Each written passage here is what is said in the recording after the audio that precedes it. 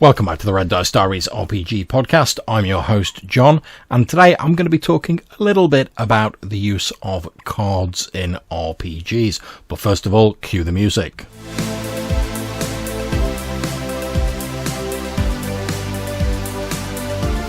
Okay, so if you've seen Tuesday's episode or the video version on YouTube, then you'll know that I recently purchased a lovely set of playing cards to test out the point/hex crawl creation procedure in the Realm Fables Sandbox Creator Book by Shield Dice Studios. In doing this, I also rediscovered an article in the OSR zine Knock Issue 3 about creating a wilderness using dice and cards, and I'm going to be doing an episode on that in the next day or two.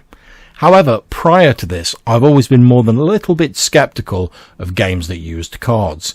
Although myself and Hannah both have a copy of Everway, and I once owned Dragonlance 5th Age, which used its own special card deck. Sadly, I don't have it any longer.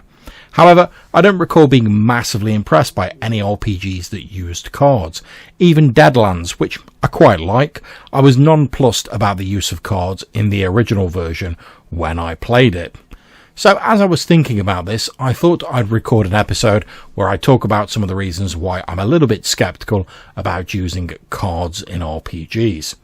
Normally, I'd probably call this an RPG Bugbears video. However, I don't think it really is, because I'm also going to talk about some things that I think cards are good for, and even the arguably negative points will hopefully have some sort of positive spin on them. Okay, so let's get started. Why aren't I keen on cards in RPGs? Well, first reason is that it's easy to lose cards out of a deck. And if you lose a few cards from a deck, then it's pretty much useless and you have to buy a whole new one. Whereas it's probably cheaper to just buy one dice if you lose one, and let's face it, most role players have loads of dice and probably not as many decks of cards lying around, unless you love yourself some poker or something similar as well. The second reason is that games that use proprietary or unique card decks just seem designed as a bit of a money spinner, in my opinion. After all, you probably can't just use standard playing cards in such a game. More than likely, you've got to pay through the nose for a special deck of cards to go with that specific game. If that game then goes out of print, suddenly these cards can become very difficult to get hold of, and the prices can get a little bit silly. However, I don't think this is just a problem with customized card decks, though. Games that use special or proprietary dice are equally as guilty of jacking up the prices and then becoming difficult to get. I certainly remember this being the case with the dice for FFG's Star Wars when I was playing that, and I was only mollified by the fact you could get a dice roller app for it and avoid paying these silly high costs for special dice. And luckily you can get various dice rolling apps, and you can get some card drawing apps online. You know, if you're running your games online, you don't want to pot out for dice and cards, which is always a handy thing. It's nice to have options if you want to use them. 3, I think that using cards just to determine a random number wastes the potential of cards. In addition to a number, playing cards have their suit, the colour of the suit. We also have face cards and perhaps even jokers if you leave them in the pack. If you just want a random number, then I don't see that the inconvenience of cards has anything to recommend them over dice. However, if you're going to use not just the number but the suit and other facets of the card to somehow enrich your game, add additional dimensions to your random tables or whatever, as the Sandbox creator does, then you're making a much better use of the cards, in my opinion. And that's just playing cards.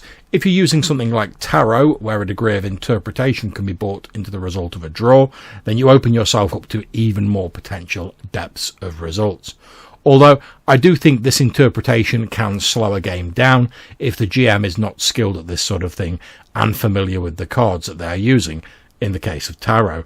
For myself, I much prefer using them as a prep tool or for random charts where I'm going to be doing the card draws before the session so it doesn't interfere with the flow of the game. So there's a few reasons why I've been a little bit anti-card in my RPGs up to now. Now here's a few things I think that cards do well. Number 1, having a hand of cards has a certain mystique to it that may suit certain games. The image of someone playing cards with a devil, for instance, can work great for a Western or a cult game. And although I wasn't sold personally on the use of cards in Deadlands, it's hard to deny that card games do go hand in hand with the idea of a Western setting. 2, using a hand of cards can bring an element of strategy to a game. If you're playing a game where you have a diminishing hand of cards that you play to make your tests, then it does add an additional element of strategy where you have to consider how important it is that you pass this test. Do you use a great card on it, knowing that you might not draw such a good replacement, or do you try and scrape by with an average or a poor card and save your great one for later? Now, how much you like or dislike this idea is obviously down to personal preference, and it does go hand in hand with certain meta mechanics. Some groups are fine with this, others aren't so keen. A downside of this strategic element is that it can slow down the game if you have players who are a little more indecisive or take ages analysing their options. Again, how much you care about this is down to your own individual group and game. 3, although they can be pricey and a bit of a pain to replace, tarot or cards with imagery on them can serve as a great boost to the imagination or a prompt if you're coming up empty, inspirationally speaking. Although again, this relies on the GM and potentially the players being comfortable with this style of gaming and able to interpret, draw inspiration from the imagery whilst maintaining the flow of the game. And finally, another thing that cards are great for, as we saw in the episode about the sandbox creator, is that you can use them to form a physical grid on the table by laying them out in rows and columns, almost like the cells of a spreadsheet. And that can be great as a handy visual representation if you're using them to create a map or something along those lines, as we talked about in the sandbox creator episode. So there we are. There's a few reasons why I've been a little bit skeptical about using cards in RPGs up to now, and some things I think they do well. I think personally for myself, I find them a little bit challenging to use during an actual session, because for me it sort of distracts me from the flow of the game. So I much prefer to keep them as prep tools that I use before a game, but who knows, maybe that will change in future as I become more accustomed to them, or if I find a really cool game that I like that uses playing cards or something similar. After all, practice makes perfect, as they say, and I think one of the great things about RPGs is that you never really stop learning when you're GMing and or playing. So I'd love to hear what you think about cards in RPGs. Do you love them? Do you hate them? What games have you played that use cards? And how did those systems work? If you want to call in and tell us about it, as I say, we'd love to hear your thoughts on this. You can get in touch a number of different ways. You can drop us a voicemail using either SpeakPipe or Anchor. There'll be a link in the description of this show. Or you can send us an email to rddrpgpodcast@gmail.com. Until we see you again, take care, stay safe, and whatever you're playing, have fun.